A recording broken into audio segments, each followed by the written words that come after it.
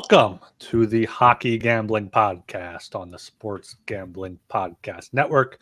I'm your host, Ryan Gilbert. Joining me tonight is my co-host, Joel Meyer.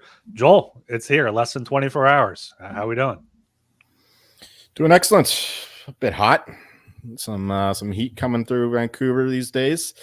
But, the real sweats are yet to begin with our Florida Panthers, I should say. The Panthers.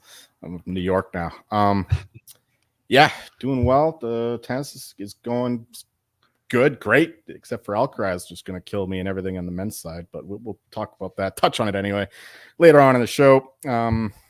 This week with all the time off, I've been really digging into the Euros, which I'm really stoked to get into. I've already made like 20 something bets. The amount of markets available on this tournament are phenomenal, but the downside of that is that you got to look over all of them if you want to find the edges, and it's time consuming. So I'm just firing away, which isn't exactly ideal considering my soccer isn't exactly my strongest sport, although shout out to Bayer Leverkusen. That was an excellent result this season. But yeah, historically not a great sport to bet for me, but who cares? I'm going to have fun with it. Less than a week away now. Germany plays Scotland next Friday. Super stoked for that. And hell of a lot of bets. To give you two of them, France is my pick to win the tournament, the top of the board, basically just fading England. Also, new winner, no, in the minus 175, minus 180 range. Love that bet. I think we'll see one of the old champions win again. England hasn't won it before, so that's another fade of the Three Lions, so-called. Super stoked for that. How about you? How are you dealing with this long layover between games? Yeah, no, I'm doing good. We discussed it before that we might do some like series props for this show, but we're probably going to stick to some Conn Smythe stuff because, like you said, there's so many different markets on so many different books. Like I feel like there's so many things you have to check and like check the different odds and check if it's actually a good bet. So I have some in a sheet here. I haven't placed any of them yet. We'll maybe go over them at the end of the show, depending how much time we have. But it's felt way too long. Last night I was like, okay, tomorrow we get hockey, but no, it was still 2 days. Still have tonight with no NBA, no NHL, CFL going on, or is that just preseason right now? Yeah, actually, my only two bets are involved. My only two futures with the Hamilton Tiger Cats. Shout out to Bandwagoner, giving us the over 8.5, and then the Calgary Stampeders. I bet they're under. Apparently, they're supposed to be the worst team in the league. So yeah, those are the two bets I made for the futures, and they're playing. I think it should be kicking off just about now. So that's all that's going on a Friday night here. Yeah, exactly. And not much going on. Got baseball going on. I guess you got Dodgers Yankees. It's a big matchup, but like it's regular season, had the NBA playoffs, NBA Finals start last night. Of course, Boston completely blew out the Mavericks, not once but twice. I know the Mavericks came back and made it 8 points or single digits or something, and then Celtics won by like 17, 18, something like that. So a lot of people thinking sweep there already. Yeah, as I said last show that I just leaned Boston, but I went in. I told you. I went in pretty heavy on the Celtics, so it was a little concerning seeing the Mavericks storm back because I bet the Celtics to win the East last year. I bet the Celtics to win the title 2 years ago, so I'm very familiar with these clowns, how they like to choke games away, even though they're the better team. So I thought the same fucking shit was going to happen again. But thankfully, they put on the gas again and just ran away with it. So thankfully, a sweat-free fourth quarter for us. Yeah, I've chosen not to hedge yet. I figured maybe after game one, I'd do like a Mavericks plus 1.5 or plus 2.5. But I want to see something out of the Mavs first before I hedge the Celtics here. I know the big thing is they haven't really been tested yet, but they might not be tested here in the finals yet either, because it's unless Luka and Kyrie just go off, they pretty much are gonna roll here.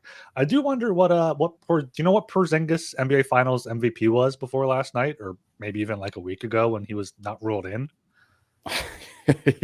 Yeah, he had a vintage game there, looking like Larry Bird for a minute. No, I don't. Obviously, the odds fell significantly, especially with Jason Tatum not having the best game statistically anyway. Jaylen Brown had an excellent game as well.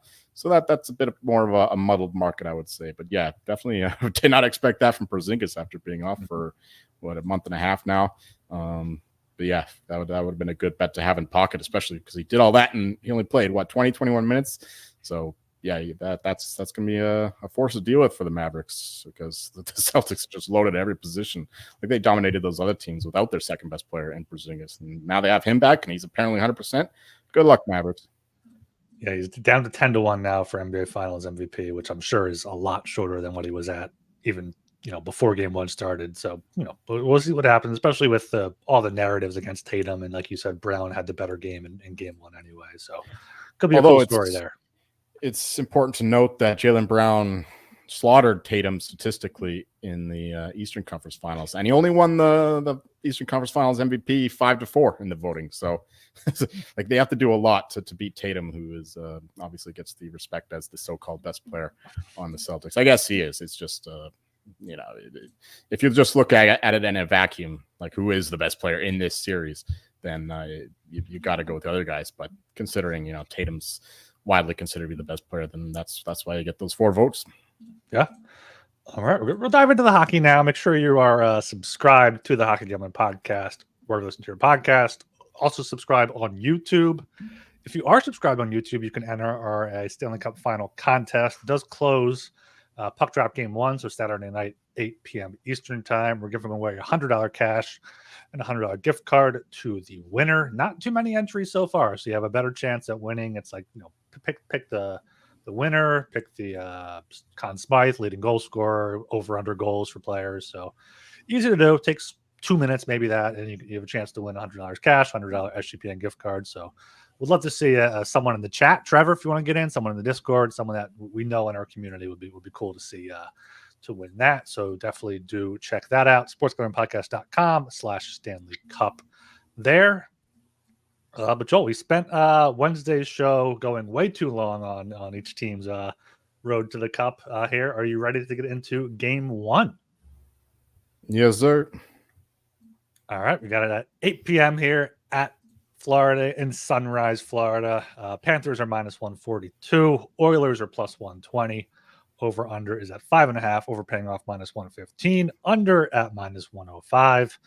Joel, I know both of us are kind of heavy here on Panthers futures. Have you bet Game 1 at all?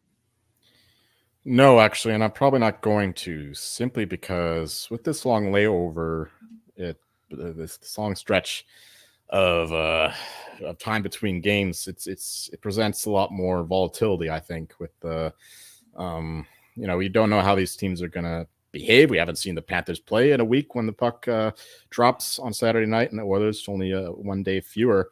And with that kind of layover, it's just it's hard to predict specifically how these teams will treat that long rest. And with that kind of uncertainty involved, I'm not going to be interested in playing this game per se. I say bet the Panther series. Has been over that 1,000 times, but I would guess I would lean to the over. Well, here's the thing. There's 2 ways you could look at it. With that long period of rest, you could say, the teams will be sloppy. They won't be able to string passes together. The offenses will struggle, and it's easier to defend pucks, especially in the highest of leverage of games here in the Stanley Cup Finals, when both teams will be a lot more tentative, you would think. But on the other hand, you'll have 2 goalies who were very good in the previous series, in Bobrovsky and Skinner.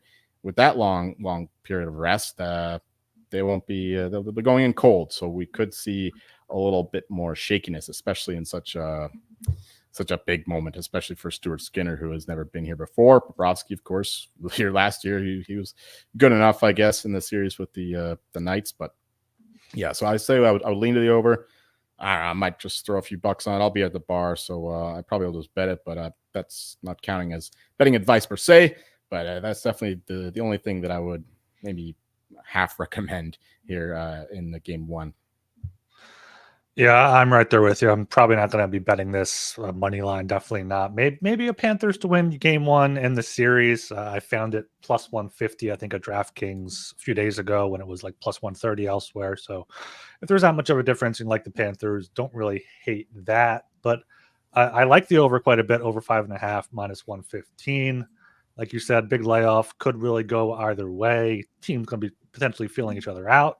Could also be trying to, lay some physical hits and see some early power plays, in which case I know the Oilers penalty kill is insane in these playoffs, but I think the Panthers power play might be able to solve it. Obviously, the Oilers power play is pretty lethal. So, I mean, I could see this being a game where there's like 4 goals in the first period and then it ends up with like 6 goals, like something there where it's like really hot to start and then kind of settles down. But now looking back here at recent game ones here, the last 3 Stanley Cup Final game ones all went over, including one game that went to overtime. The last one to go under was back in the bubble, was a 4-1 win for the Stars there. So, tend to go over, I guess, back in 2019, 4-2 game as well. So 6-4 in 2018. So I like the over here quite a bit, over 5.5. Yeah, they met twice in the regular season. Both times the total was set at 7. I know Stanley Cup Final is a big difference, but have a goal and a half difference there coming off this big layoff. I think I like that quite a bit. I'm not trusting Stuart Skinner too much against the depth of the Panthers. I know the Stars had similar depth, but they had the power play issues when we saw Florida, got off to a decent start in the power play against the Rangers before going over 4 in the final 2 games here. So like the over, like the Panthers, as I've said, all playoffs long here. Maybe if you want to bet the game, take a Panthers puck line plus 115. Oilers, few playoff losses have been. Last playoff loss was 5-3. Florida won 5-3 and 5-1 in the regular season. So 4-2 type of game would not surprise me, but probably just taking the over 5.5 here, minus 115. I did write an article for covers as well for a same game parlay. I took the over. I took Leon Draisaitl to get an assist is around minus 110. He's like minus 250 to get a point. So I feel like getting the 140 cents juice there just for the assist. If he scores a goal, I'm screwed, whatever. But I think that's pretty likely, especially if the Oilers get a few power plays. And then the Panthers, I'm keying in on Sam Bennett to get a point. That's around plus 115. He was hot at the end of the Rangers series. He's the type of player that I think could step up and, maybe could be a unsung hero among the unsung heroes in Florida in this series.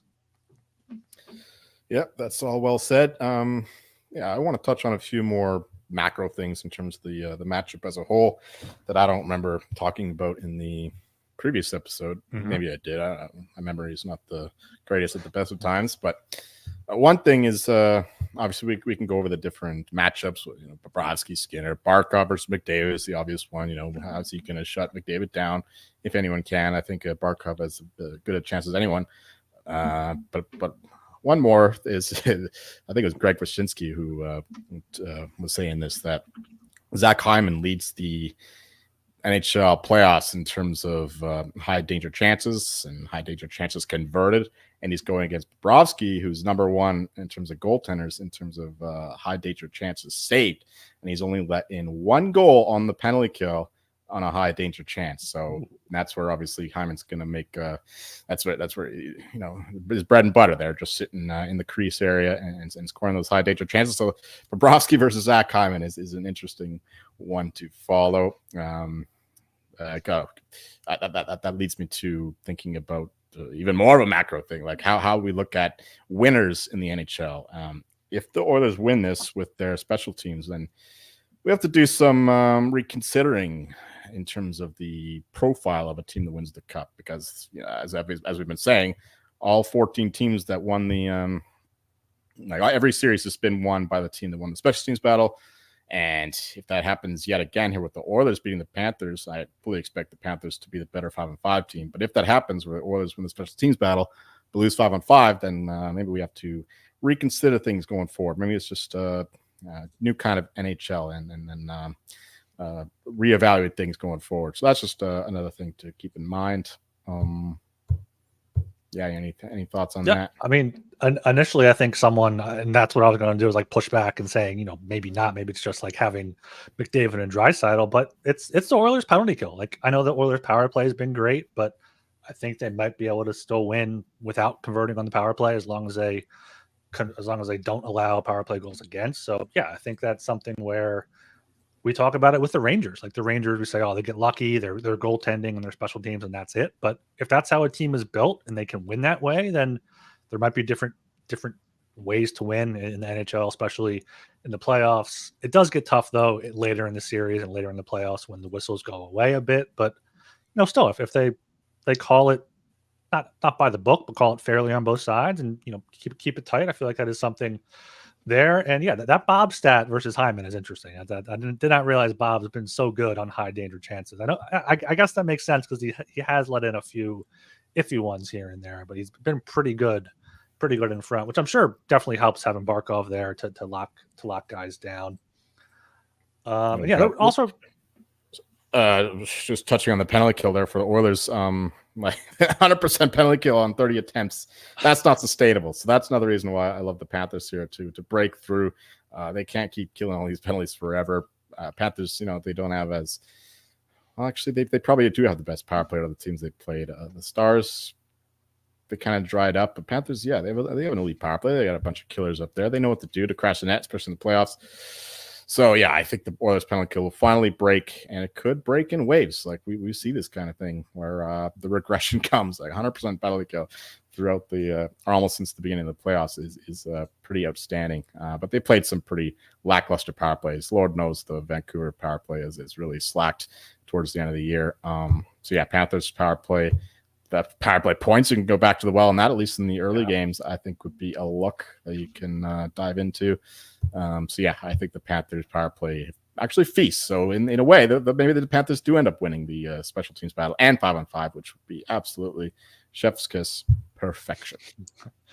Yeah, I do like the power play points, or I'm trying to find on FanDuel power play goals here what over 1.5 is. 2 power play goals plus 126, 3 plus power play goals plus 420.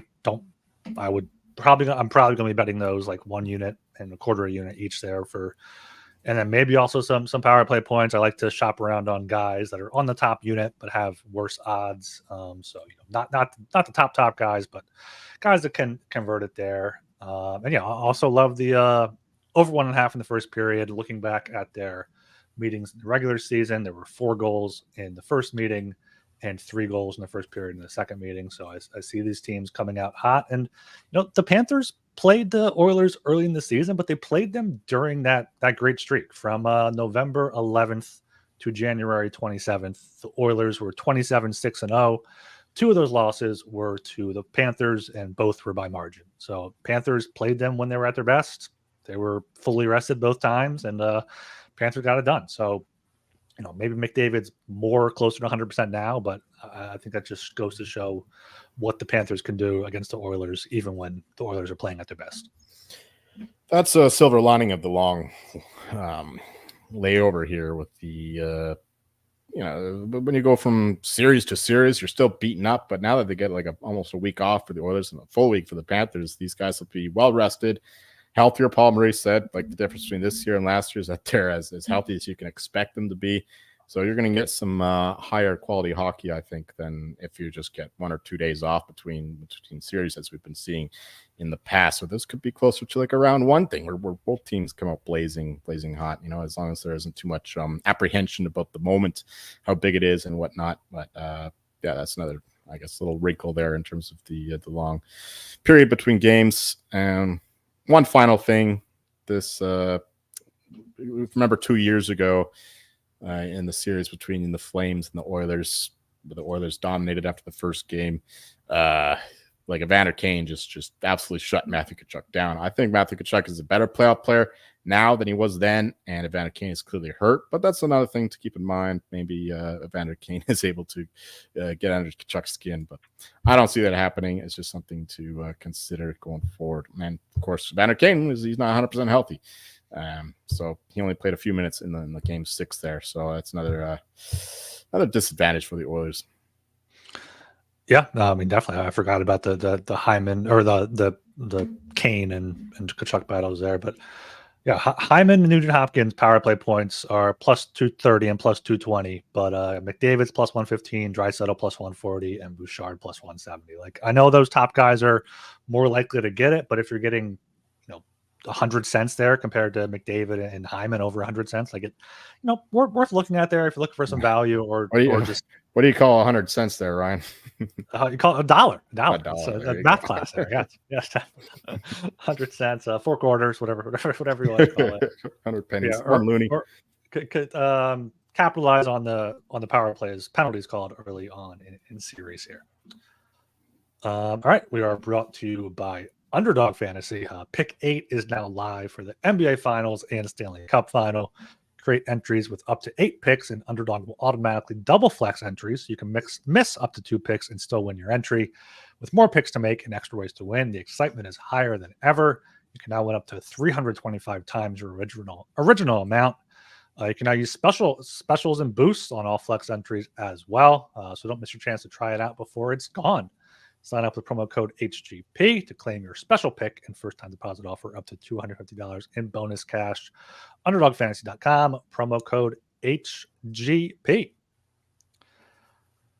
One more thing I meant to mention last show, but it also fits for this, is that I heard an interview with Paul Maurice on WQAM and Odyssey Station. Shout out Odyssey.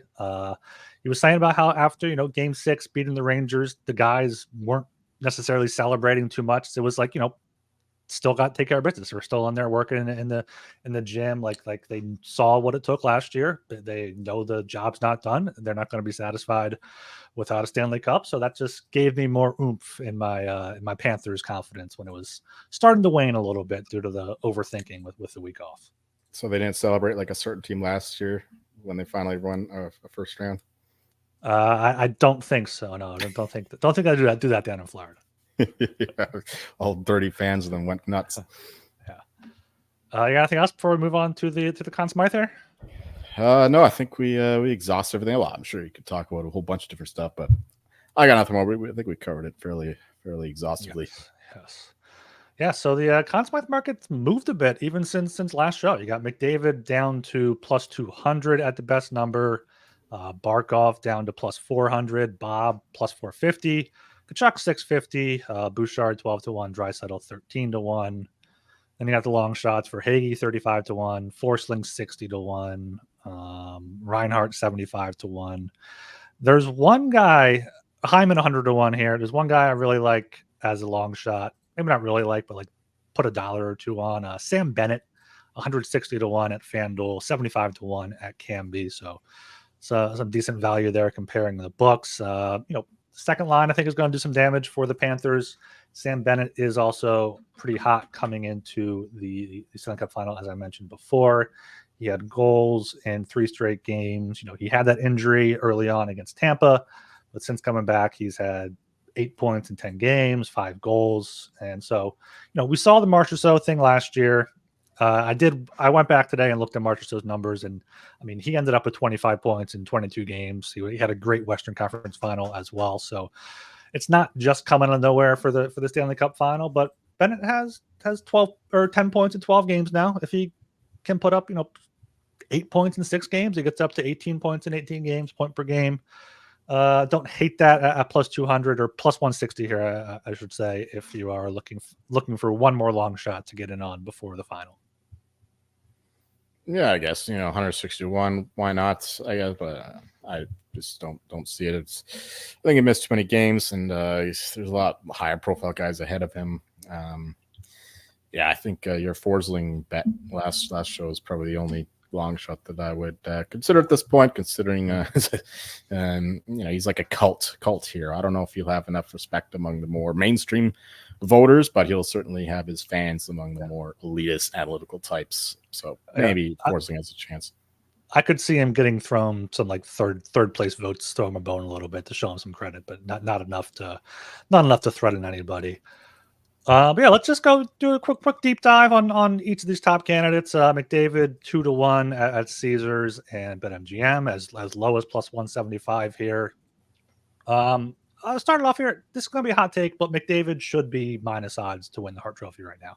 If it really was the most valuable player to their team throughout the Stanley Cup playoffs, it's Connor McDavid, no doubt. They're not in the conference. They're not in the conference final without him. Not in the Stanley Cup final without him. But much like quote unquote most valuable awards in all sports. That's Oh, not how it you goes. said the Hart. You confused me there. Oh, sorry. The Conn Smythe, I should say. Yeah, Conn Smythe. Yeah. He should he should even win it, even if the Panthers win the cup. I feel like strongly about that. It's not going to happen, I don't think, unless he goes off in a 7-game series and no one else really stands out. But getting him at 2-1 when the Oilers are plus 120, plus 115, whatever for the series, just if you like the Oilers, just take McDavid at 2-1. Yeah, that's definitely true. I mean, there is a chance that he wins if the Oilers lose just because of his stature in the league. And the voters would want to reward him for another magnificent season, and he's not going to win the Hart this year. But yeah, you got a point there in terms of most valuable player to his team. Obviously, Draisaitl dominated the first 2 series, but McDavid against the Stars was unreal. That was his best series by far. Far outplayed Draisaitl there, but I don't know if the difference is that big between him and Draisaitl if you take the balance of the 3 series they played. Yeah, I mean, there's a chance that he wins if they lose, but I wouldn't count on that. He would have to be just playing at an unreal level, and I think that Barkov is too good to let him do that. Yeah, if you like the Oilers, then for sure you bet McDavid 2-1 there. I do think that he wins. He's got to have like at least 90% of the equity. Like Draisaitl's got to go nuts, and McDavid's got to be quiet in the final round to have a chance to pass him. So yeah, get out of here with your Evan Bouchard's ahead of a Draisaitl. That doesn't make any sense to me.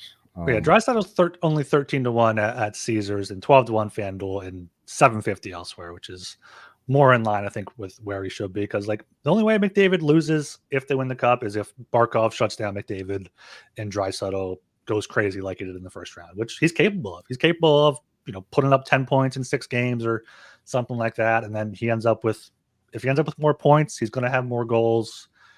You could see that if McDavid struggles against Barkov. What are the lowest odds for Bouchard? I want to see this. Plus 750. 750. Oh my word! So he's the only other Oiler here in the top however many. What's his path to the Conn Smythe? McDavid dies. Like if he breaks Paul Coffey's record, but like you can just bet him to do that at a different book. Like it's like stuff like that. He's going to go wild. So he just like ladder his points every game, and that's the only way he's going to win. And even then, he might not have a chance because I don't know. I just don't see it like that. Those short of odds, there's no way. Like okay, if you got a big price, 50-1, 100-1, like earlier in the playoffs, fine, but at 12-1, that's absolutely insane to me, and that's the best odds, of course. Never mind this plus 750. Just no way. I can't make a case really for anyone but McDavid and maybe Draisaitl if Draisaitl has one of those dominant series against, and then he gets the recency bias, which overcomes the narrative of McDavid the best player in the league. Yeah, you can get Bouchard to record 37 points in the playoffs, which ties Paul Coffey. Needs 10 points. Yeah, that's a plus 490 at FanDuel, but it's plus 800 at MGM. That's one of the many series props I had on my sheet there that I might end up betting, because like you could see him put up 10 points in a 6 or 7 game series. Like if the Oilers power play goes off, he could put up 4 points in a game. Then he only needs 6 more in the other 4 or 5 games. So I don't hate that at 8-1, but I hate Bouchard at plus 750 for the Conn Smythe. Yeah, no doubt. The 8-1 is a lot better. But even then, I think that betting point by point or game by game, just the points totals over would get you better odds. I would imagine. I'm not a big prop guy, but the over 1.5 points has got to be plus money. It probably would, yeah, easily. Or just like bet assist and goal separately or parlay. And power play points, like he dominates in the power play, and that'll give you even better odds. Yeah, 12 of his 27 points have been on the power play. Yeah, so definitely look at that if you do like Bouchard. And then the Panthers here. You got Barkov at 4-1. You got Bobrovsky at plus 450. Both around the same odds or at the same odds at some books. I kind of think Barkov has Bob boxed out here a little bit, because if it's going to be a low-scoring game, Barkov will get as much credit, if not more credit, than Bob to keep McDavid off the scoreboard, unless it's like a 2-1 win and McDavid scores the only goal and is insane besides that. But I can't see like Bob's path is if they're low-scoring games, maybe he gets like 2 shutouts in the clinching game, gets a shutout, and he passes Barkov. But I think Barkov already has such an advantage that he's moved down from 5-1 to 4-1 here. He's as low as plus 350. I think Barkov is the guy among those two. And then you can argue Barkov versus Tkachuk. Yeah, I hope you're right. I do not have any Bobrovsky. Never bet him. I don't think that he'll win. We talked about the trophy tracker. Greg Wyshynski again had the Barkov 50% of the votes, Bobrovsky at 20%, which I still think is too high, and then Tkachuk at 17%. And the odds here are fairly respectful of that, except for Barkov should be a lot higher. He's only 50 cents cheaper than or more expensive than Bobrovsky here at the best books, best odds, and he should be a lot higher than that. I think. I don't want Bobrovsky. I don't think that he's going to win. He'll have to have a couple shutouts, like you said, and the Oilers are just too good offensively for that to happen. And I do think that their power play will get some success, and that high danger save percentage will go down a little bit for Bobrovsky. So yeah, with one shutout. I doubt that he'll get another shutout, but he could. But with 1 or 2 shutouts, it's unlikely. With his counting stats aren't the best, and Barkov is just like we said last show. He's just he's the identity of the team. People have been saying he's underrated for years and years and years. So a lot of voters want to vote for him for that, and he ran away with the Selke Trophy this year, so he's going to be given a lot of the credit. Yeah, definitely heavy some Barkov now, and then Tkachuk after that, because Tkachuk, of course, he's the face of the team in a way. Like he's on the Pat McAfee show. He's got all that stuff going for him. He's the visible star. So he's kind of like got the more McDavid thing in terms of being having that presence, the media presence and whatnot. He's more identifiable. And he's got the points. Like he was kind of quiet in the Rangers series, but overall he's had a lot of success in the playoffs. And maybe with another week off and going against the Oilers, of course, we know about the Flames and the Oilers, the Battle of Alberta. He'll be extra fired up. Not like he shouldn't be 100% fired up to go in the Stanley Cup playoffs, but it's funny how it works. Like you go against a certain team, you get an extra gear, and I think that'll matter here because he does not like the Oilers one bit. So Barkov and Tkachuk are still my favorites to win the Conn Smythe, but I think that 4-1 for Barkov is still a little better than Tkachuk at plus 650 here with the best odds available. Yeah, Tkachuk's come down a bit, but before getting to that, make sure you check out Rhythm. If you're betting on NBA player props, you need to download Rhythm. Rhythm gives you a menu of the best player props for every single NBA Finals game, making it easy to go through and find the best props to put your money on in seconds. Rhythm has its own predictions and pairs its predictions with player prop graphs to help you feel even more confident in your picks, which you can make wherever you normally place your bets or DFS picks. Rhythm also allows you to create your own custom NBA models so you can get AI-backed moneyline spread and total picks for every playoff game.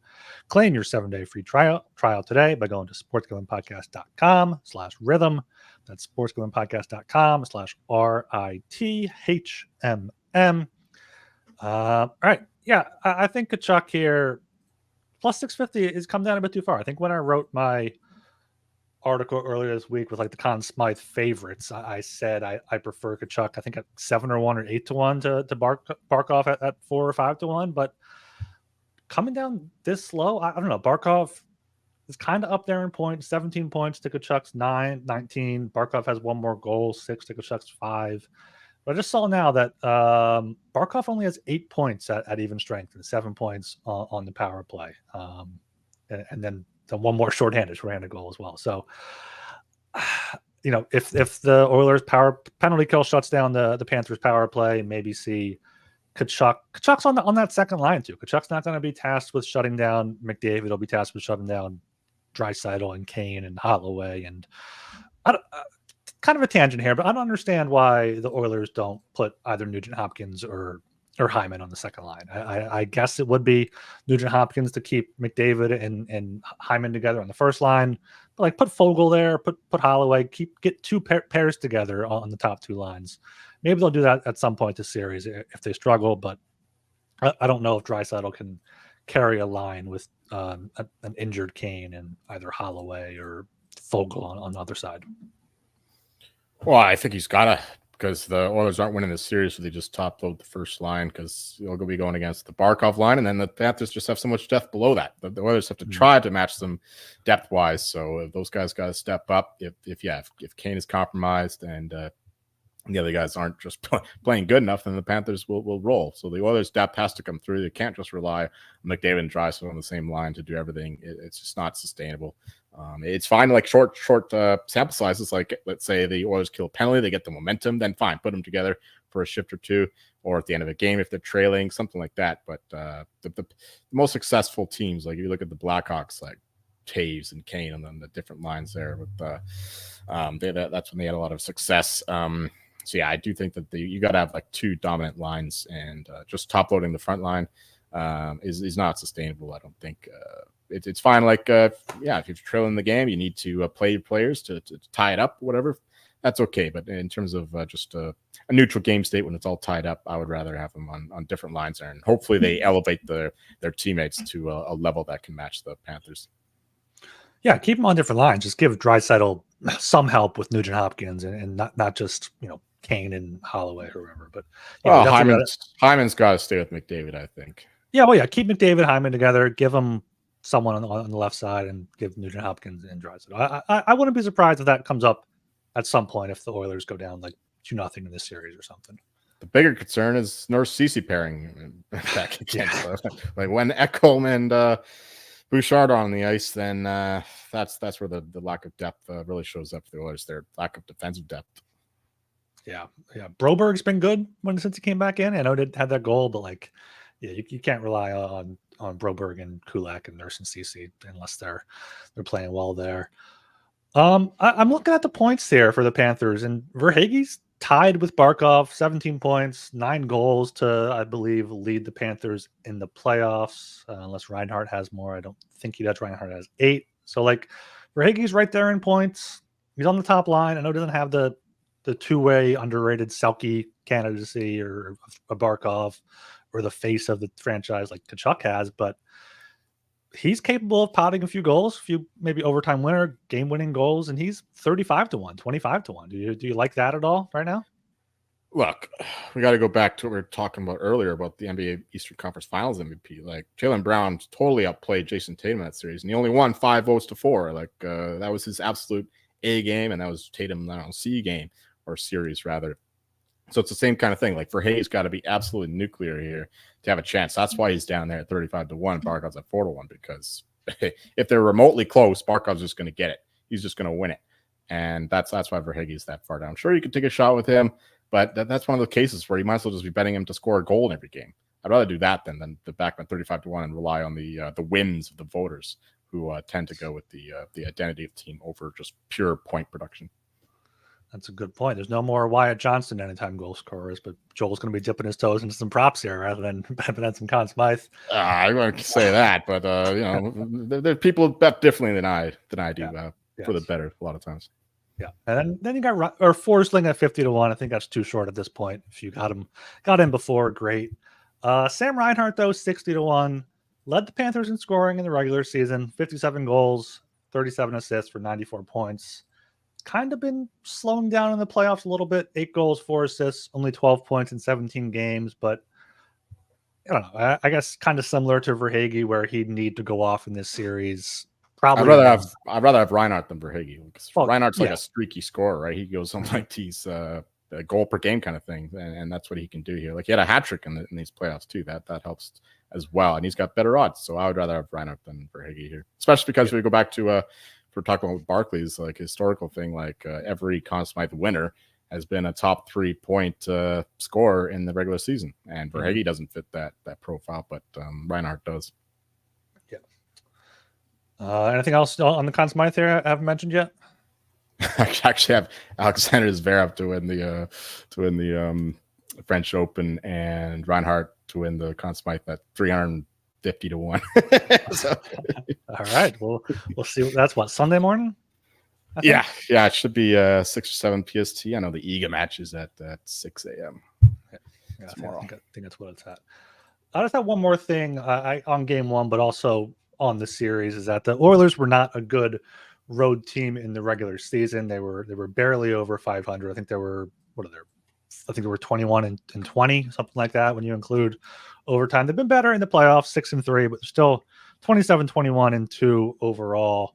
Panthers are 26 or 32, 15, and 3 overall at home. So I think home ice advantage, even though the Panthers may not have the best fan base, I do wonder if there's going to be some snowbirds down there for the Oilers. But I think the Panthers. I think it also just helps because they get the matchups too, getting the last change, and along with that, Paul Maurice is a better coach than Chris Knobloch. Sorry, he just is. So I'm hoping that he can get it done for Florida. Well, I think Knobloch's had a very good season. Like he's been very good. But yeah, Paul Maurice, he's a culture builder. We've seen what he's done with this team. He's taken what Brunette laid down, Joel Quenneville laid down, and he's taking it to a different level, different direction for sure. But like all three coaches have had their mark on this team, which has made it the juggernaut that it is. But I wouldn't be so dismissive of Knobloch, who's done a lot of good things these playoffs. Like everything's turned to gold for him. He's got the Midas touch with this Oilers team. He's yet to make a really terrible decision anyway, like pulling Skinner for Pickard. That worked out brilliantly. Got Skinner back on the right track. That's just one example, but absolutely agreed. Maurice is still a better coach. But yeah, as for the home ice advantage, Brooks Koepka had a baby recently. That's why he hasn't been showing up to these games, but he's got to skip the family. Come on, join the Peas, cheer for the Peas, get the pylon back on your head, and let's get some real home ice advantage here for the Florida Panthers. Fuck the Snowbirds. Yeah. All right. I threw up here for the YouTube viewers, or if you're on the podcast and want to go watch my sheet of series props that I threw together. I haven't bet any of these, but I'll put on a few of them. No shutouts at -135. I think that's a good look there. Oilers can obviously score, and I don't necessarily trust Stuart Skinner. Bob's only had one shutout in the playoffs, and I don't think we'll do it against McDavid. So like that price there, -135 at MGM. 4 or more goals every game, +180 at FanDuel. Could be a 2-1 or a 3-0 game in there if there's a shutout, and screws me both of them, but I don't hate that. Maybe take that rather than the no shutouts. I also like that you can hedge these later if you need to. I'm a big fan of hedging. Any player to have 10 shots on goal in a game at 7-1 at FanDuel. It's lower odds elsewhere. If there's an overtime game, there's definitely a chance. There's a number of guys on both teams that could do it. You could see McDavid, Hyman, Reinhart, Verhaeghe, anybody like that. So 7-1. Hyman to score 19 goals in the playoffs. He needs 5. Is at +700. I know him to score a goal in game 1 is around even money, so don't hate that. Like I said before, Bouchard, 37 plus points at 8-1 MGM. And I think those are the only ones really worth mentioning on the podcast. Other ones are just kind of thrown out there. Yeah, makes sense to me. I guess I don't know. I'm not betting any of these. Well, McDavid most points. I bet that for in the McDavid most points. He's like +115 some places, but I saw DraftKings has +140. Yeah, the Panthers offense obviously like them to win the series, but their offense will be spread around, and McDavid, of course, is the locus, the nexus. So he should get a ton of points in this series, especially considering the stakes. The best player in the league hasn't won a Stanley Cup yet. He's getting old now, and he'll be going 150%. Yeah, I like that one too. I'm glad you pointed that out, because that's one people should be betting. Be betting if they're looking to take some series props here. All right. Anything else here at all for the Stanley Cup Final on the series on the whole game 1 before we touch on some tennis and close it out? Not really. Yeah, just final words. Just game will be decided 5-5. Series will be decided 5-5. And the Panthers are the better 5-5 team. That's what I'm staking my money on. That's what I've been doing all series long, really all season long. If you go back to all the bets we made on the Panthers back in November, and yeah, that's just what it's going to come down to. Goaltending just got to be neutral, and I think Bobrovsky should have the advantage there. So even if 5-5 play is more equal than I expect, Bobrovsky could get us advantage there with the Skinner. First time being here, but yeah, I can go on and on. We're just touching all the things we've been over before, but yeah, all over the Panthers here. Yeah, go back and listen to the series preview we did on Wednesday if you haven't already. I know this says game 1, but it's got good info if you're listening after Saturday. But yeah, game 2 Monday. I can't imagine we're getting you on the podcast, Mike, on Sunday. So do you have any thoughts on game 2, depending what happens game 1? Oh yeah, it's on Monday. I thought that they would take 2 days off, but I guess that's for the for the when they go back to Monday, Edmonton. Yeah, it's All Monday. right. Not really. Yeah, you have to see what happens tomorrow, I guess. But we didn't really say anything about the I think it's been overblown. This is the longest distance between teams in the Stanley Cup Finals ever. I don't think it's a huge deal because there's 2 days off between when they make the trip, and they should be able to readjust. So people are making a huge deal about this. I don't think it's a huge deal. I think that both teams will be able to adjust really quickly, and it won't be a factor. No, it's just a fun talking point during the week when you have a week off before the Stanley Cup, and a point for media to complain about that they're going to have to get a layover somewhere. But maybe the media can pony up and get a charter or something, because the teams will be chartering, I'm sure, straight from Edmonton to Sunrise. So especially with the 2 days off, I know this it's spread out for so long that with 2 days off between the change of venue, it's not going to be an issue. Yeah, and from sunrise to sunset in Paris. Big loss today with Alcaraz beating Sinner. I bet a little bit more Sinner. Had him, of course, with Scheffler and the Masters from a while back before his hip issue. Alcaraz. I thought it was in the money there because his forearm was off. I thought that the injury was coming back. He's got all this strapped up. He's got all this tape all over him. And he looked the part. He was missing shots 4-8 feet. He looked like a mess. But unfortunately, we found the old Alcaraz in there, and he killed it. He was down 2-1 at one point, and then just won the last 2 sets fairly convincingly. But thankfully Zverev came through. I know I was on route before the tournament, but I pivoted thankfully to Zverev after about the round of 16.